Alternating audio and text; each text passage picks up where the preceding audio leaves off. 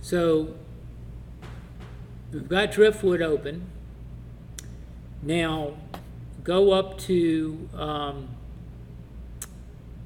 sorry, there we go. Go up to Layer at the top of your menu.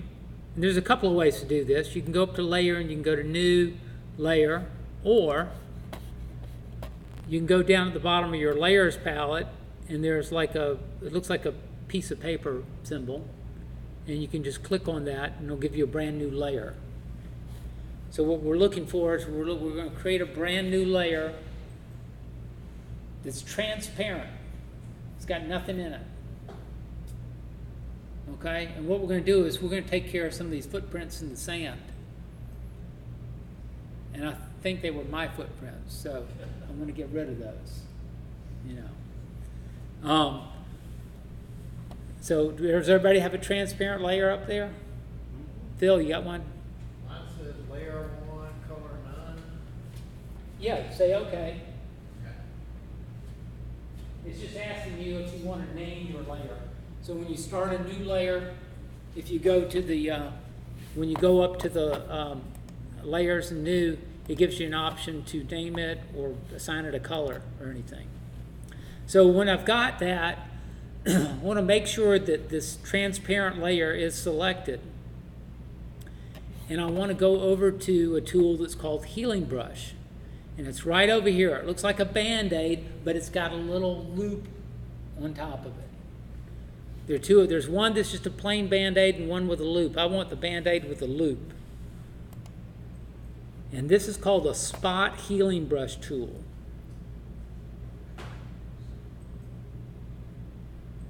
Did y'all find that tool?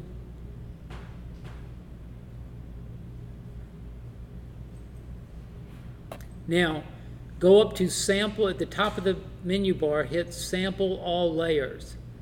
Because if I use this, I'm going to show you what I'm going to do now with it. If I do it now, I'm sampling. In other words, I'm taking my information from a transparent layer. It's just going to put transparent back down. It can't see anything. So I've got to make sure and hit Sample All Layers so I get the background and this new layer I've created. And now with this new layer highlighted, I got to make sure my new layer is highlighted. Otherwise, I'm going to be painting on my background layer. And I take this brush, and all I do is just go over that one of those footprints, just like that. If you're confused about what to do, look up at the.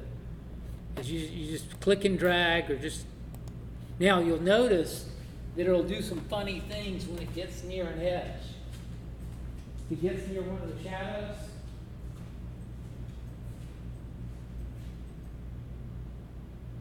that the Band-Aid with the loop. Hit the Band-Aid with the loop. Yeah. Left. Okay. There you go. Band-Aid with the loop. That's your spot healing brush tool. And you can increase the size of your brush. Use your right and do it that way. Very good.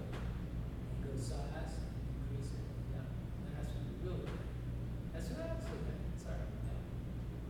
Yeah. And go over to some of the things you want to get rid of. So Dave, this is how you do your take care of your that. Now, if you notice, and I'll just show you. Better than light. What's that? Much better than light. Yeah. Yeah. Now, I just did one here where I, if I get, watch up here at the screen, so if I'm trying to do it and it's close to a shadow, like if I'm trying to get rid of something right over here, see what happens? What it's doing is it's looking at surrounding pixels. And it's going to copy those and put them in. So what I'm going to do is I'm going to get my brush real small. And now I can probably do a little bit better job of that. Okay? Because if I get my brush big, it's looking everywhere around where that brush is. And it's going to do some wacky things. All right, so that's how to take care of that.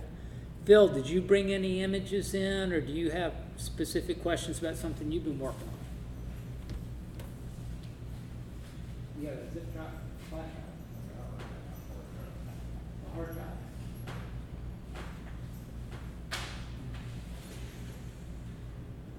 Gary, do you have anything? Okay.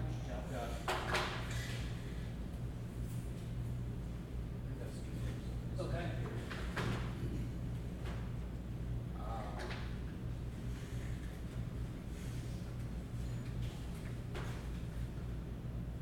Okay, and I've got to.